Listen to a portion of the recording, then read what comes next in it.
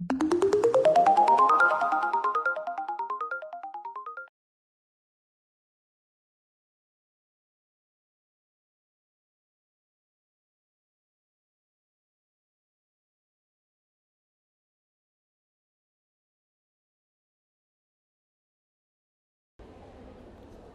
a todos, meu nome é Ângelo Maiolino, eu sou professor de hematologia da Universidade Federal do Rio de Janeiro e sou coordenador de hematologia do Américas Centro de Oncologia Integrado. Eu estou aqui para falar para vocês um pouco sobre os principais avanços que a gente está vendo acontecer no mundo inteiro em relação ao tratamento do mieloma múltiplo.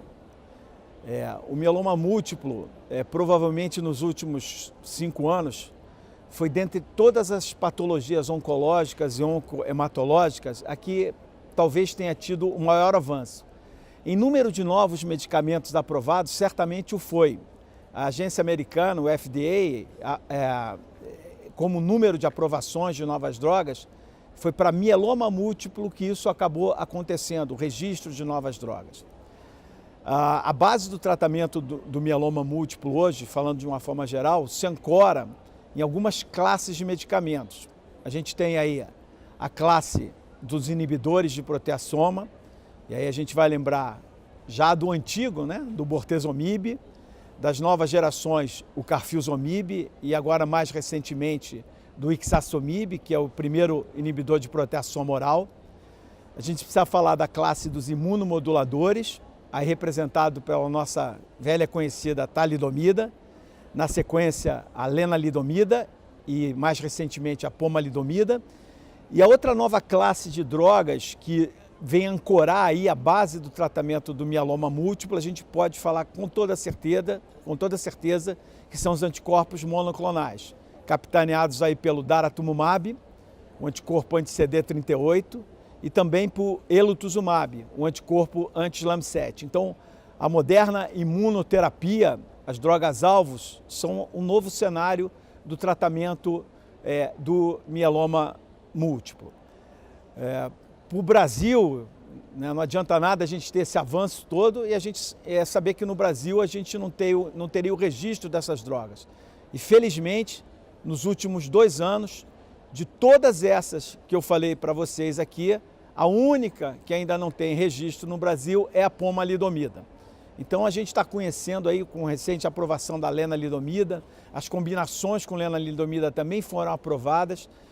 Então a gente realmente também aqui no Brasil, a gente vai ter a oportunidade de utilizar esses medicamentos. É claro que a gente sempre tem que abrir esse parêntese, a gente sempre tem um problema da questão do acesso.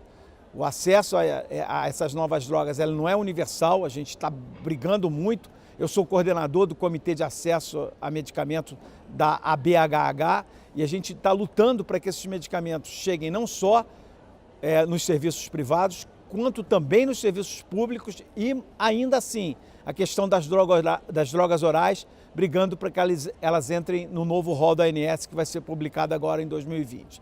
É muito importante a gente ter esse avanço, ter essas novas drogas, mas permitir que o acesso a essas novas drogas se dê de modo universal. Então, falando um pouquinho aí do tratamento do mieloma, a questão sempre já antiga, né?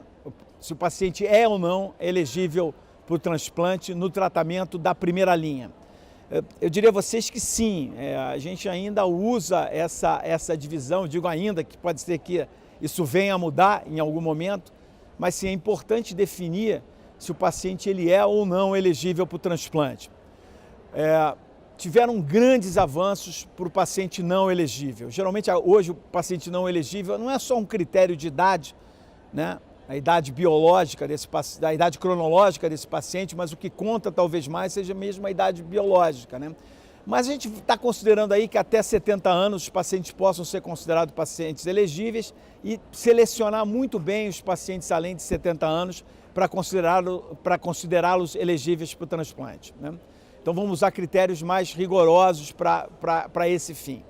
Se a gente considerar o nosso paciente não elegível para o transplante, no passado as opções eram extremamente limitadas, a sobrevida desse paciente era realmente bastante encurtada e principalmente a qualidade de vida desse paciente era muito comprometida. A única opção que a gente tinha até um passado recente era a combinação do melfalano e prednisona. Claramente que já as novas drogas que não são tão novas assim, a talidomida e o bortezomib, vieram mudar um pouquinho esse cenário com as nossas combinações bem conhecidas, o MP-tal, melfalano, prednisona, talidomida, e o MPV, melfalano, prednisona e bortezomib, né? Além das outras combinações com bortezomib, o Cybor, o VCD, né, o VTD, o próprio Velcade dexametasona, que são utilizados nesse cenário do paciente não elegível. Isso acrescentou em muito o resultado, melhorou em muito o resultado de sobrevida livre de progressão e sobrevida global para esse grupo de pacientes. Se a gente usar só o exemplo do estudo VISTA, que comparou melfalano, prednisona e bortezomib contra melfalano e prednisona, dobrou a sobrevida livre de progressão e a sobrevida global desses pacientes. Mais recentemente, a gente tem um dado muito importante que é referenciado pelo estudo Alcione.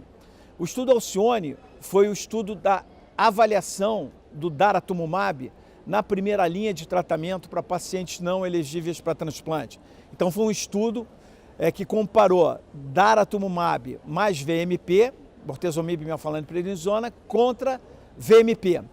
E o resultado realmente desse estudo mostrou um grande avanço em termos já inicialmente agora de sobrevida livre de progressão, né? Então, a mediana da sobrevida livre de progressão no grupo do DARA não foi alcançado, contra 18 meses do grupo do VMP, representado por um hazard ratio de 0,50. O que significa isso?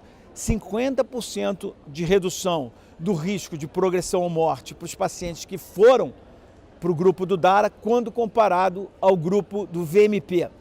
Se a gente entender que VMP era uma das linhas de tratamento padrão e foi um dos grandes breakthroughs do tratamento do mieloma até um passado recente, a adição de uma quarta droga, no caso o DARA, representar um hazard ratio de 0,50 realmente é um dado incontestável. Ainda não tem resultado dado para a sobrevida global, porque não teve número de evento em ambos os braços para ter essa análise de estudo. Além de termos de eficácia, a gente pode considerar a questão da segurança.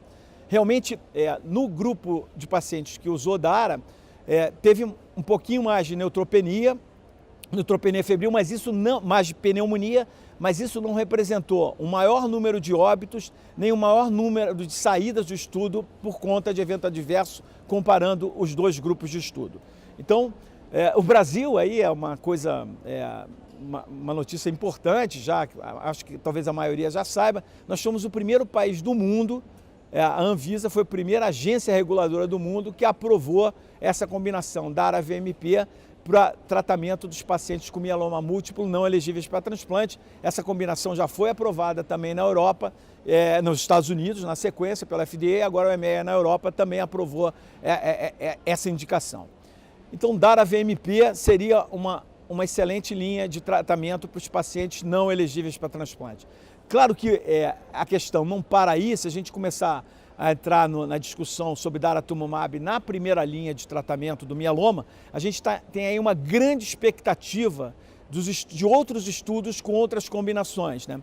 Possivelmente no oeste desse ano vamos ter os resultados preliminares do estudo Maia, né? O estudo Maia ele comparou lenalidomida e dexa, primeira linha de tratamento, contra DARA, lenalidomida e dexa para esse grupo de pacientes, né?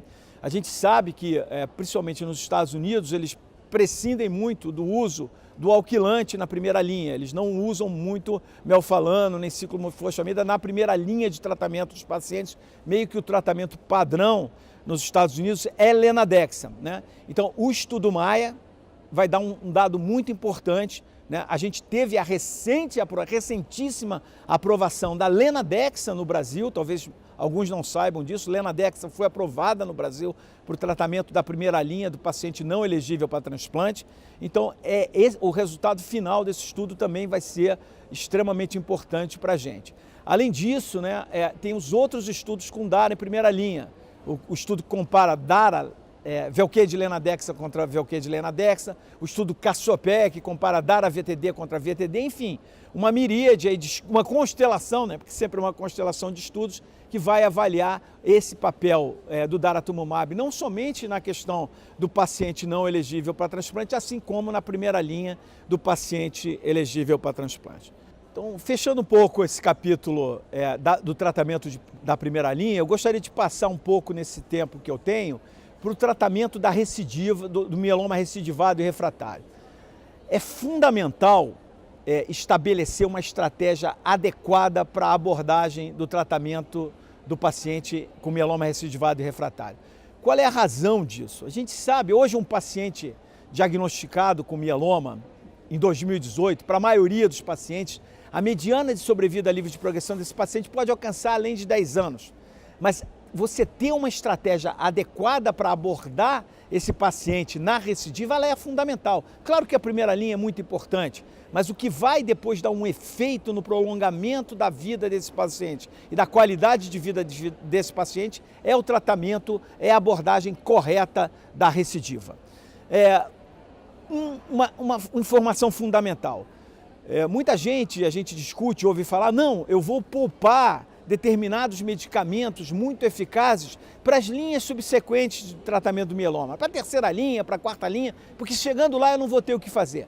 Gente, isso está errado, né? Na verdade, o que a gente tem de conceito hoje é que a gente deve utilizar o que a gente tem de melhor nas linhas iniciais. Primeiro que a eficácia vai ser melhor, e a maioria dos pacientes vai poder receber esse tratamento. Existe um estudo de vida real feito na Europa, com mais de 5.000 pacientes, que mostra que claramente se a gente deixar para a segunda, terceira, quarta linha, menos de 30% dos pacientes vão receber alguma linha de tratamento, eles vão estar fora, né? Então, usar o que a gente tem de melhor, quanto mais cedo, é muito importante. Eu queria dar o exemplo, por exemplo, aqui, do que a gente vai provavelmente ver no ASH, da atualização do estudo Castor. A gente tem vários esquemas de tratamento muito eficazes no tratamento da recidiva do mieloma múltiplo, né? Foram 6 trials mais recentes que compararam no braço comparador ou Lenadexa, lenalidomidexa ou bortezomib-dexa. Dentre esses estudos no braço comparador Lenadexa, a gente pode destacar, por exemplo, o estudo Castor, o estudo Pollux. No estudo Pollux foi uma comparação Dara-Lenadexa contra a Lenadexa. O estudo Castor foi Dara-bortezomib-dexa contra a bortezomib-dexa.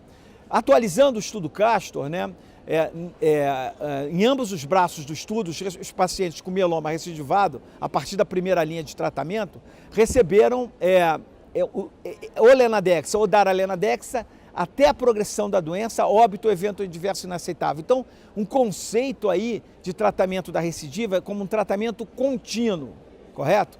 O que teve de resultado? Até o momento, a mediana da sobrevida livre de progressão para o grupo que recebeu Dara-Lenadexa não foi alcançada, contra uma mediana de sobrevida livre de progressão inferior a 18 meses para o grupo de pacientes que recebeu Lenadexa. Se a gente fizer uma projeção, provavelmente essa mediana de sobrevida livre de progressão no braço do Dara-Lenadexa vai ser alcançado com 44 meses, quiçá com 48 meses, que são 4 anos.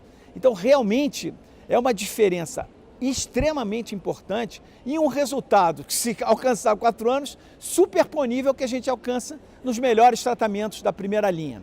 E se a gente olhar para a avaliação de doença residual mínima, por exemplo, do grupo que recebeu Dara-Lenadexa, quase 1/4 dos pacientes entrou em doença residual mínima negativa, utilizando o sequenciamento de nova geração. Então, assim como outras combinações, essa representa realmente uma verdadeira quebra de paradigma do tratamento do mieloma recidivado, né? Além disso, em termos de segurança para esse grupo, eles tiveram mais neutropenia febril, mais pneumonia, ficaram expostos muito tempo à combinação de Dara-RD. No entanto, isso não se refletiu numa maior incidência de óbito por infecção, nem saída do estudo por conta desse tipo de situação. Então, fechando um pouco esse contexto, a gente tem hoje grandes avanços nesse cenário, essas combinações tríplices, dara-lenadexa, carfilo-lenadexa, ixazomib-lenadexa, as combinações também baseadas em bortezomib, como o dara-bortezomib-dexa, se tornaram aí a base do tratamento do mieloma recidivado. Claro que hoje se debate muito a questão do sequenciamento mais adequado do tratamento, tem muitas questões em aberto em relação a isso, mas a mensagem importante que eu quero passar para vocês é isso. A gente tem que brigar para ter essas novas drogas de modo universal no nosso sistema de saúde.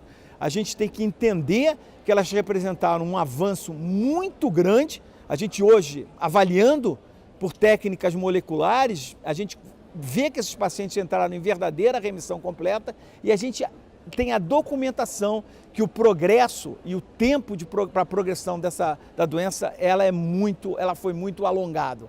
Então a gente precisa realmente ter isso em mente e entender que o Brasil pode representar nesse cenário do contexto do tratamento, participando dos clinical trials, participando de todo esse avanço do tratamento de mieloma múltiplo, representar um grande player mundial e ter para os nossos pacientes, isso é o mais importante de tudo, trazer para os nossos pacientes esse avanço no tratamento da doença.